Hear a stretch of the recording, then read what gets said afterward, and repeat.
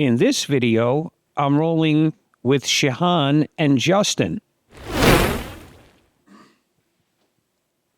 Shahan is a 30-something-year-old blue belt at the academy. He has a good inversion game, a very tough guard, and is a little bit smaller than me. So it's fun to roll with him. He's always spinning and moving. Justin is more of a, I hate to use this word, more of a goon. You know, he's got big arms, big muscular body, has the tendency, to use his athletic ability, but is a white belt. So that'll be an interesting role. I combined the two of them. I figured they were too short. They were rounds from class, I believe. So what I like about rolling with Shahan is I try to use as little effort as I can to pass, which is a good amount of effort because he's tough. But I still try to go easy so I could feel out every inch of what's happening and why it's happening.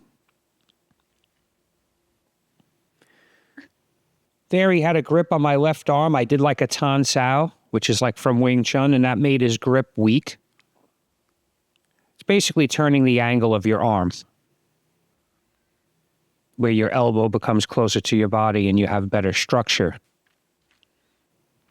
So here he's trying to stop me from passing. Now again, if I wanted, I could stand up, strip his legs off, put my knee on his stomach. But I'm looking to be incremental. So here I have his legs laced, and I'm looking to kick off that final grip on my left leg.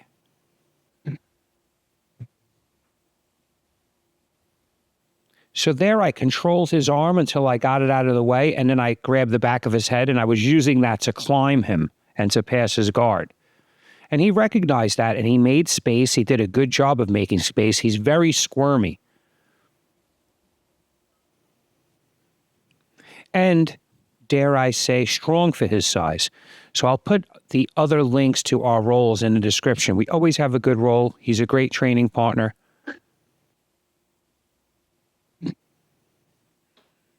I've mentored him a little bit, but his style is his own. I'm no inverter. So here I'm doing like an over-under, but I'm setting it up more. Getting into that position, getting comfortable in that compromised position. You're giving up your structure to pin somebody's ankles to their butt, basically. Everything's a trade-off.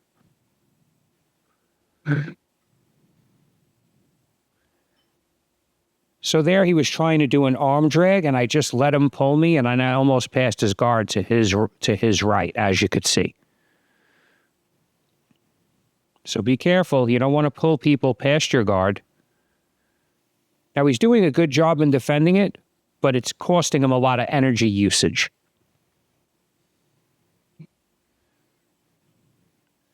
And for my older players, you don't really want to use a lot of energy. You don't want to be redlining. Because God forbid, you can have a medical issue. So there I pushed him over by his face, very politely. There I got wrist control and pulled out his ankle, very basic. And now I'm looking for that over-under again.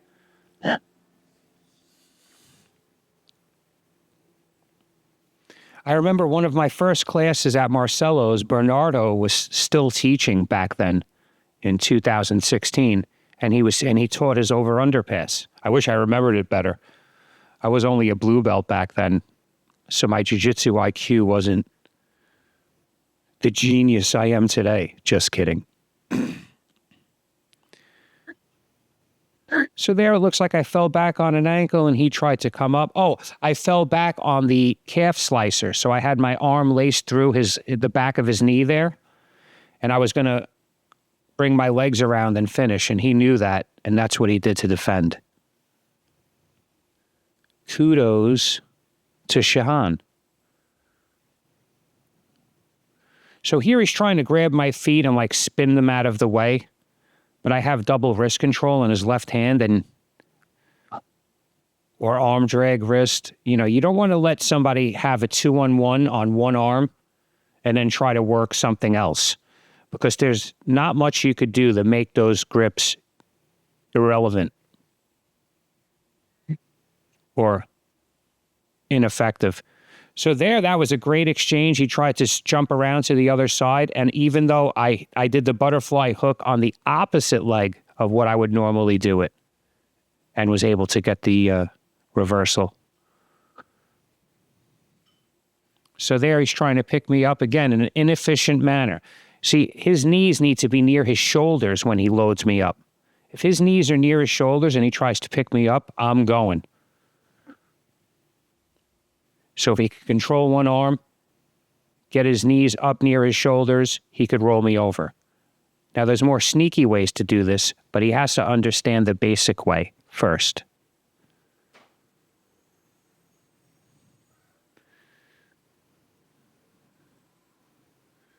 So here I'm kind of sitting in his butterfly guard.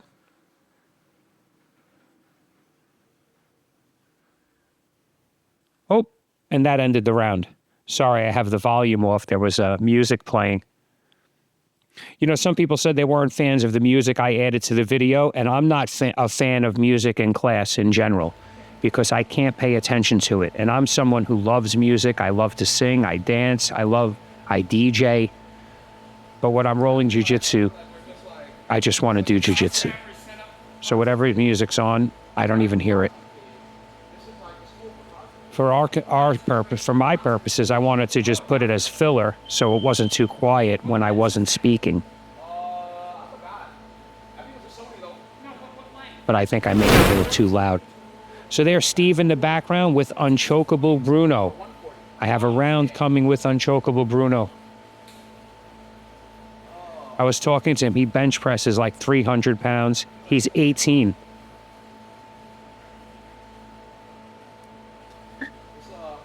He's going to be scary in 6 months. He's already a little scary. So this is Justin. He is, I mean, time passes so quick. I would say Justin's probably been training it's got to be 6 months to a year now. And he's been fairly consistent. And he thinks and he analyzes. He is also a gym rat. So as you could see by his physique.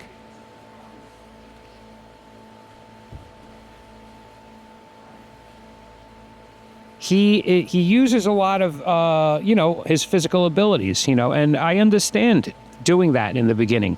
And I'll tell you, combined with a little bit of knowledge, it's going to work.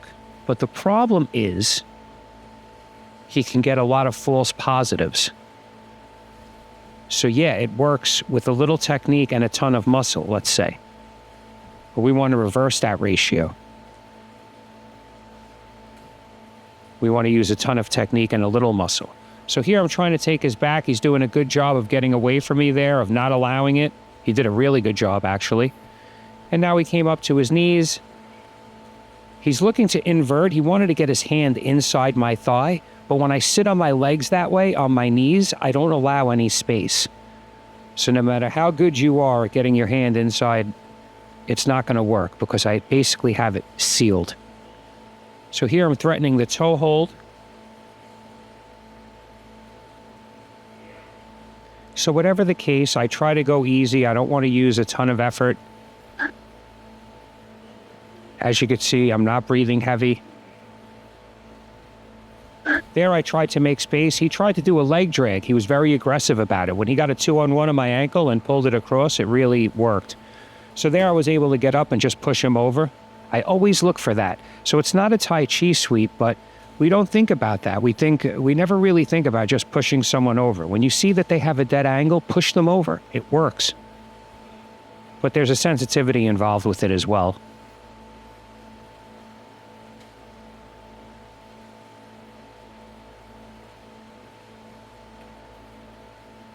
So when he steps in, I go right to De La Riva. He points his knee out to avoid the De La Riva, which is what he should do. I'm letting him control my arm because I feel like it's not helping him to do that. That's not helping his posture. If anything, it's setting him up to be armbarred. So I'm going to be with my left leg either in the De La Riva or with my left leg on his hip, my foot on his hip, right? So if he stands that way, I have the De La Riva. See how I'm pushing on his knee? I do that if he tries to knee cut. It's something that's relatively new, and it works really well. In worst case scenario, I could just push off that knee, make space, and get back some type of guard. So there he overcommitted to one side a little bit. He's relentless.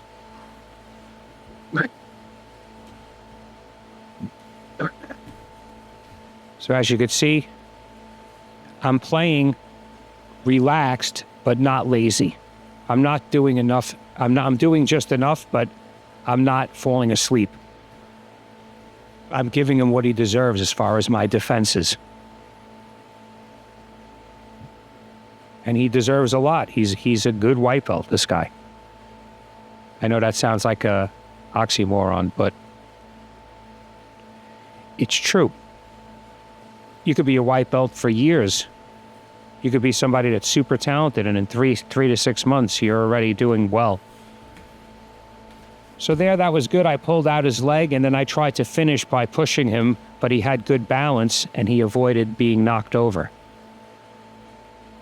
So he's trying to figure out my guard, basically. What he wants to do is drag my right leg past. So that's why he has his foot on my ankle. I already know what he's trying to do. So there, as you can see, he jumped by. And now he is past my guard. I guess I should return my brown belt. So I forget how old Justin is. He's definitely under 20, 22. Yeah, this open mat that we have, I was realizing it the other day, everybody that comes there is like 18, in between 18 and 22. I don't know why, if they're students.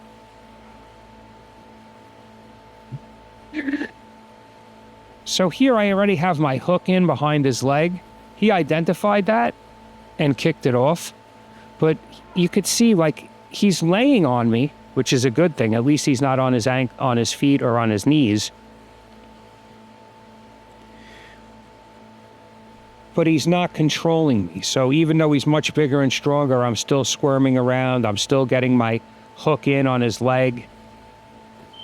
Right? He has to keep avoiding that. That's because of the angle of his body, in my opinion. And the fact that he's not going to something else. So if you don't switch to something else, eventually your partner will figure out how to get out. So there again, I keep getting that hook. Now I have a quarter guard. That's Steve in the background. You know I've had some rounds with him. As a matter of fact, I'm going to post a round with him from this session. A double round. So he wants to get that leg out. So what's happening is I have him thinking about that leg. I have him thinking about losing the position, right? Because if I just lay there, he'll do an armbar or whatever he's seen in the UFC or... That's a joke. He's not that new. But he'll figure out something. Instead, I'm working on getting out, escaping from quarter guard. Oh, that ends the round. If you find value in my content, you want to help support the channel, there's an X-Martial link in the description. You can buy those shorts, that rash guard, or my new Jits Over 50 NYC. Use code Jits Over 50 for 15% off. Thank you for watching. Please like, share, and if you haven't already, subscribe.